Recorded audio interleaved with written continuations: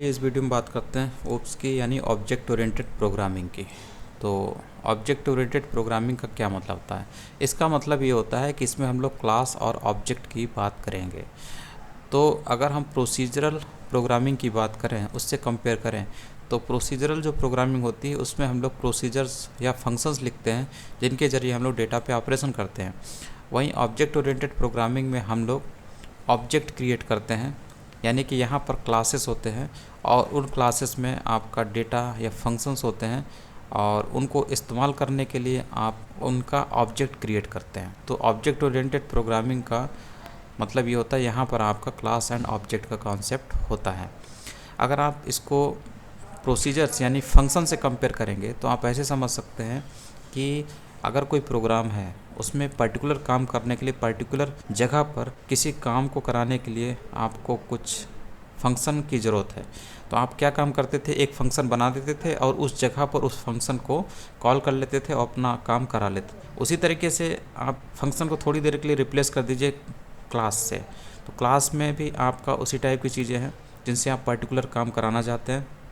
और जिस भी जगह पर आपके प्रोग्राम में जिस भी जगह पर उस काम कराने वाली चीज़ों यानी कोड की ज़रूरत है, यानी उस क्लास की ज़रूरत है, तो आप उस क्लास का सिंपली ऑब्जेक्ट बनाकर उसके अंदर की चीज़ों को इस्तेमाल कर सकते हैं, कॉल कर सकते हैं। तो इस तरीके से आप मेथड और क्लास को एक जैसा समझ सकते हैं। ठीक है, बहुत अलग है, दोनों में बहुत अंतर है, लेकिन अगर आपको मोटे तौर पे देखा जाए तो दोनों की वर्किंग एक ही जैसे आपको दिखेगी।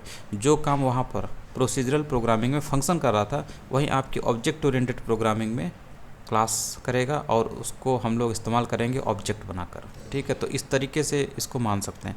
अब देखिए यहाँ पर लिखा भी हुआ है, डोंट रिपीट योर सेल्फ का प्रिंसिपल अब जो होता है ये ऑब्जेक्ट यानी कि ओप्स में देखने को मिलता है। तो इसमें वही चीज़ है, एक बार आपने कोड लिखा, सारा कोड आपका क्लास में है, ब्लूप्रिंट में है, और फिर उसके बाद उसको जहाँ भी हमें इस्तेमाल करना है उसका ऑब्जेक्ट बनाकर हम उसको इस्तेमाल कर सकते हैं। और यही चीज़ आपको फंक्शन में भी दिखाई देती थी कि एक जगह आपने फंक्शन बनाया और जहाँ भी उसको हमें इस्तेमाल करना है अपने प्रोग्राम में, तो उस फंक्शन को हम लोग कॉल कर लेते थे। ठीक है, दोनों में बहुत अंतर है। अगर मोटे तौर पे देखेंगे तो दोनों की वर्किंग एक ही जैसे आपको दिखेंगी। तो ये काफ़ी एडवांस है ऑब्जेक्ट ओरिएंटेड प्रोग्रामिंग। इसका फंक्शन से तो कोई लेना देना नहीं है, क्योंकि फंक्शन जैसी चीज़ें इस ऑब्जेक्ट के अंदर ही आ जाती है, मतलब क्लास के अंदर ही आप फंक्शन को इस्तेमाल कर सकते हैं। लेकिन अगर वर्किंग के रूप में देखिए तो दोनों की सिमिलरिटी, दोनों की वर्किंग एक ही जैसी आपको दिखाई देगी मोटे तौर पर। तो दोनों में अंतर देख लेते हैं कि दोनों में क्या अंतर होता है, मतलब ऑब्जेक्ट ओरिएंटेड प्रोग्रामिंग और प्रोसीजरल ओरिएंटेड प्रोग्रामिंग में। तो जो ओप्स होता है वो फास्टर होता है और इजी टू एग्जीक्यूट होता है। ओप्स जो होता है वो क्लियर स्ट्रक्चर प्रोवाइड करता है प्रोग्राम के लिए। ओप्स हेल्प करता है C++ कोड को ड्राई रखने के लिए, और इजीली मेंटेन और मेंटेनेंस और मॉडिफाइंग और डिबगिंग इसमें होती है। और OOPs make it possible to create full reusable application with less code and shorter development time. तो ये प्रॉफिट भी होता है, रीयूजेबल एप्लीकेशन क्रिएट किया जा सकता है और डेवलपमेंट टाइम भी काफ़ी शॉर्ट होता है। तो ये सब दिया हुआ है। उसके बाद C++ क्लास एंड ऑब्जेक्ट्स क्या होते हैं, तो यहाँ पर वही कॉन्सेप्ट है जिसको हम लोग पढ़ने वाले हैं। तो क्लास को आप अगर आपको बहुत कम्प्लेक्स लग रहा है समझने के लिए, तो आप इसको ऐसे समझ सकते हैं, क्लास एक फंक्शन है, ठीक है, और ऑब्जेक्ट को आप ऐसे समझ सकते हैं कि ये फंक्शन की कॉलिंग है। ऐसे करके आप समझ सकते हैं। हालांकि दोनों में बहुत अंतर है, दोनों अलग अलग चीज़ें बिल्कुल अलग हैं। वो प्रोसीजरल ओरिएंटेड टाइप में है फंक्शन और ये ऑब्जेक्ट ओरिएंटेड है। तो ओवरऑल हम लोग देखते हैं कि क्लास होता क्या है। तो क्लास का मतलब सिंपली ये होता है कि बहुत सारी ऐसी चीज़ें होती हैं जिसमें, जैसे कि हम लोग बात करें यहाँ पर फ्रूट जो है एक क्लास है, एग्जाम्पल से सीधे समझते हैं। उसके बाद ऑब्जेक्ट में आपको लिखा हुआ दिख रहा होगा, एप्पल दिखा, बनाना दिखा, मैंगो दिखा, ठीक है। तो आपको दिख रहा होगा ऑब्जेक्ट एप्पल बनाना है, ये है क्या? अल्टीमेटली ये एक फ्रूट है, ठीक है। तो एक बड़ी कैटेगरी, एक बड़ा ब्लूप्रिंट, वो आपका क्लास है जो बताता है कि ये सारे जो है वो किस टाइप के हैं, फ्रूट है। यानी कि ऐसे समझ सकते हैं कि ऑब्जेक्ट में जो नेचर होगा वो अल्टीमेटली कहाँ से ड्राइव होगा, क्लास से। तो ये थोड़ा सा एग्जांपल आपको कॉम्प्लेक्स लग रहा होगा, ऐसे सीधे हम लोग एग्जांपल पे चलेंगे तो वहीं से आपको समझ में आएगा। और यहाँ पर भी आपका वही दिया हुआ है कि ये ऑब्जेक्ट यानी कि वॉल्वो, ऑडी और टोयोटा है, और यहाँ पर सीधे क्लास दिया है कार।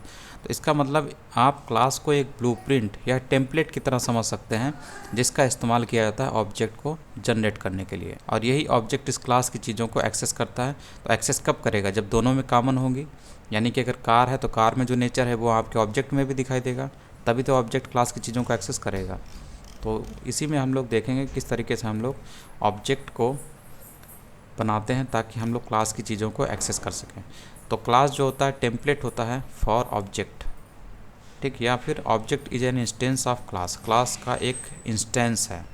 ऑब्जेक्ट क्या है? क्लास का एक इंस्टेंस है, क्योंकि क्लास की चीज़ों को एक्सेस करने के लिए हमें ऑब्जेक्ट की ज़रूरत पड़ती है। When an individual object are created they inherit all the variables and functions from the class. Class में जो भी फंक्शंस और वेरिएबल्स हैं उनको एक्सेस करेगा, इनहेरिट करेगा आपका ऑब्जेक्ट जब आप ऑब्जेक्ट बनाएंगे, ठीक है। तो यही होती है क्लास एंड ऑब्जेक्ट का कॉन्सेप्ट, जिसको हम लोग बोलते हैं OOPs programming, object oriented programming. क्योंकि इसमें हम लोग क्लास एंड ऑब्जेक्ट पढ़ते हैं, क्लास में डेटा रखते हैं, इसमें एट्रीब्यूट हो सकते हैं, फंक्शंस होते हैं, वेरिएबल्स हो सकते हैं, मेंबर वेरिएबल्स होते हैं क्लास के। इन सारी चीज़ों को एक्सेस करने के लिए, यूज करने के लिए, इनहेरिट करने के लिए हमें इनका ऑब्जेक्ट बनाना पड़ेगा। तो एक ऑब्जेक्ट वॉल्वो है जो इसके मेंबर्स को एक्सेस करेगा, दूसरा ऑब्जेक्ट ऑडी है जो इसके क्लास के कार नाम के क्लास की चीज़ों को एक्सेस करेगा, तीसरा टोयोटा नाम का ऑब्जेक्ट है जो इस कार क्लास के मेंबर्स को एक्सेस करेगा, ठीक है। और ये तीनों ऑब्जेक्ट जो होते हैं ये इस ऐसे क्लास बने हुए क्लास की चीज़ों में मॉडिफिकेशन भी कर सकते हैं और कुछ चीज़ें ऐड भी कर सकते हैं, सारी कुछ कर सकते हैं ये, ठीक है। तो हम लोग इसी के बारे में अगले लेक्चर में देखेंगे।